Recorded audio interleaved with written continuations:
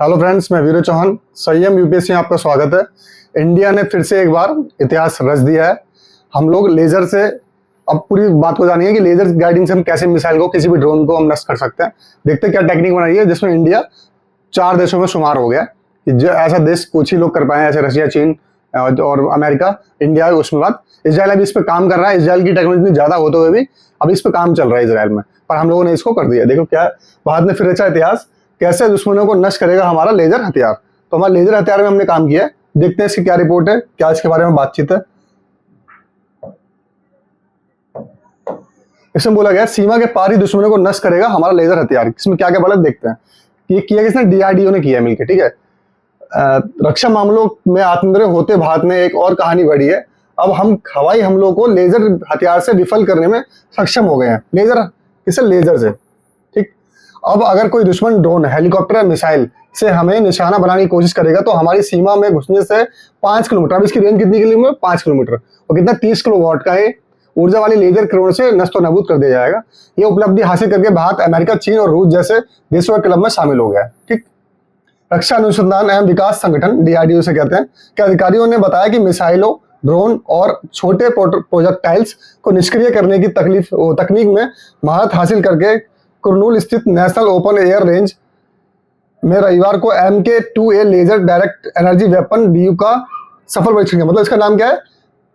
MK2A laser direct energy weapon, इसको ही कहा गया है। शॉर्ट में DU कहा जा रहा है, जैसे MK2A कहा जाएगा इसे शॉर्ट में। डीआरडीओ के चेयरमैन समीर बी कामत ने बताया, जहां तक मुझे पता है सिर्फ अमेरिका, रूस और चीन ने इस क्षमता का प्रदर्शन किया है। इजराइल भी इस क्षमता को हासिल करने का काम कर रहा है। हम इस प्रणाली का प्रदर्शन करने वाले दुनिया के चौथे या 5वें देश हैं। देखिए ऐसा इसमें बोला गया है। पहले तो अमेरिका की बात की जाए। अमेरिका ने किया ये, एक अमेरिका, फिर एक चीन और रूस। इजराइल का ये पता नहीं है कि ये कर रहा है कि, पर इजराइल ने अभी ऐसा कुछ भी अनाउंस नहीं किया। जब अनाउंस कर देता तभी इस देश को माना जाता कि हाँ, तो यहाँ इस पर भी काम कर रहा है अमेरिका, वो इजराइल। और क्या पता अभी इसका काम ना हो पाया पूरा इस पे, इसलिए देरी है। पर कुछ भी कह लो, 1, 2 और 3, चौथा देश कौन बन गया? भारत।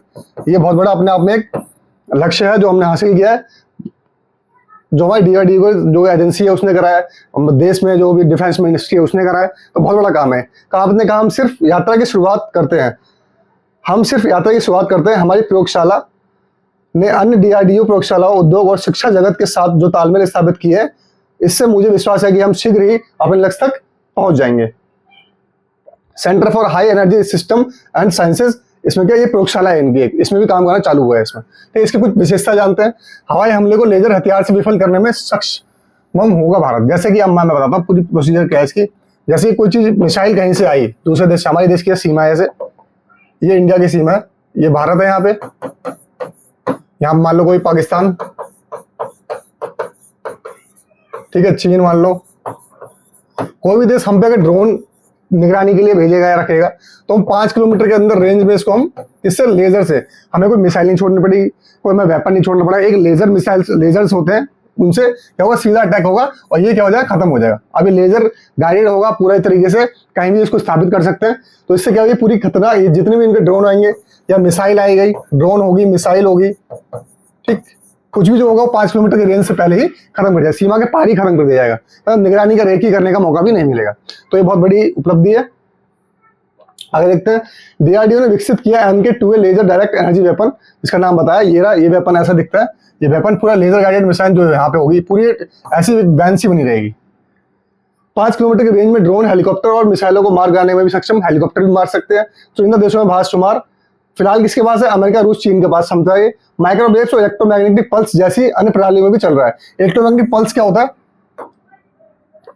इलेक्ट्रोमैग्नेटिक पल्स जो होता है वो एक तरीके से बंच होता है किसका? एनर्जीज का। वो क्या करता है, बहुत जल्दी क्या करता है, इलेक्ट्रॉनिक डिवाइस को डिफ्यूज कर देता है, मतलब खत्म कर देता है। ये सीधे इलेक्ट्रॉनिक डिवाइस के लिए किया जा रहा है। ये और भी तेज होता है, इसकी क्षमता और ज्यादा बढ़ जाएगी। अभी हम किस पे उस पे काम कर रहे हैं, जो हमारा अभी जो भाई लेजर पे काम चल रहा है। पर जब हम इलेक्ट्रोमैग्नेटिक पल्स पे आ जाएंगे तो हमारी और ज्यादा वो क्या, रेंज बढ़ जाएगी, ठीक है। अभी रेंज कम है तो इस पे 5 किलोमीटर की रेंज से संतुष्ट होना पड़ेगा, परंतु ये काम भी बहुत बड़ा है जो अभी तक हुआ है।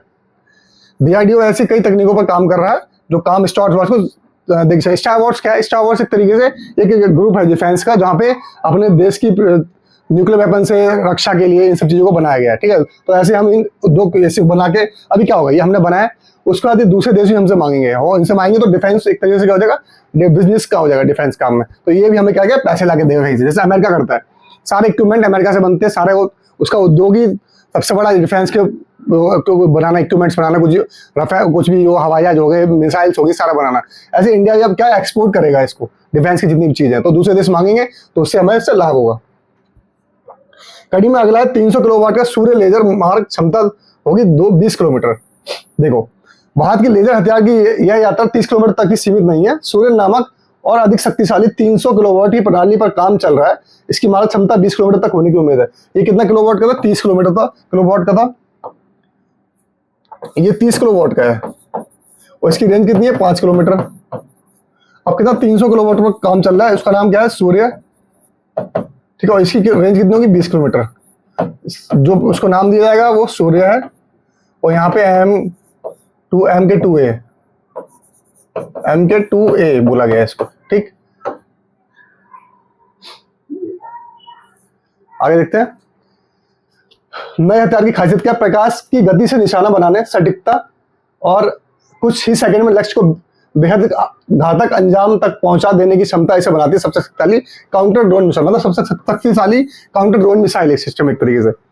इसे इलेक्ट्रॉनिक युद्ध को क्षमताओं के से लैस किया गया है जो कम्युनिकेशन और सैटेलाइट सिग्नल को जाम कर सकती है। कम्युनिकेशन सिग्नल्स क्या होता है? जैसे यहाँ पे आके उन्होंने भेज दिया खुफिया चीज हिंदुस्तान के बारे में कुछ जानने के लिए, और वो अपने देश में कुछ इसको कम्युनिकेट कर रहे हैं तो उसको भी ध्वस्त कर देगी। और क्या है? सैटेलाइट जो हमें हमारी निगरानी कर सकते हैं, उसको उपग्रह जो होते हैं उनको भी ध्वस्त कर सकती है। इसे जमीन पर स्थित यूनिटों में स्थापित किया जा सकता है जितनी जमीन पे है, और नौसेना के प्लेटफॉर्म पर लगाया जा सकता है। नौसेना के प्लेटफॉर्म उनमें लगाया जा सकता है। इसमें 300 डिग्री इलेक्ट्रो ऑप्टिकल या इंफ्रारेड सेंसर लगे हैं जो लक्ष्य को सटीकता 360 डिग्री मतलब सब तरह से देख सकती है। पूरी तो मतलब पूरे 360 डिग्री में अपना काम कर सकती है, क्योंकि इंफ्रारेड सेंसर्स लगे हैं, वो एकदम से ढूंढ लेते हैं और फिर अटैक कर देते हैं। वो सारी नष्ट नाबूद होती है जो भी चीजें आ रही होती है, ड्रोन हो, मिसाइल हो, हेलीकॉप्टर जो भी हो। इसे हवाई, रेल, सड़क या समुद्र मार्ग से तेजी से तैनात किया जा सकता है। इससे विभिन्न इलाकों में तैनाती लचीलापन मिलता है। मतलब इससे क्या होगा, थोड़ा जो सैनिक के लोग हैं उनको थोड़ी सी मतलब थोड़ा सा रिलैक्स मोड में आ सकते हैं, क्योंकि ये सारा काम अपने आप ढूंढ कर देगा, ठीक है। तो ये बहुत इंपॉर्टेंट वीडियो है, इसको हल्के में मत लेना, क्योंकि इंडिया ने बहुत बड़ा काम किया। हम 4 देशों के क्लब में शामिल हो गए हैं, चीन, अमेरिका और रूस के बाद हमने जो काम किया है, इजराइल पर काम कर रहा है। आपको पता होगा इजराइल छोटा सा देश है, उसकी टेक्नोलॉजी बहुत अच्छी है, फिर भी अभी वो इस पर काम कर रहा है, हमने कर दिया है। तो हमारे लिए एक तरीके से बहुत अच्छा ये मौका है, और एक तरीके से बहुत अच्छा काम किया है इंडिया ने, उसको हमें सराहना करनी भी चाहिए। तो इस वीडियो को समाप्त करते हैं, तब तक खुश रहिए, स्वस्थ रहिए। जय हिंद, जय भारत।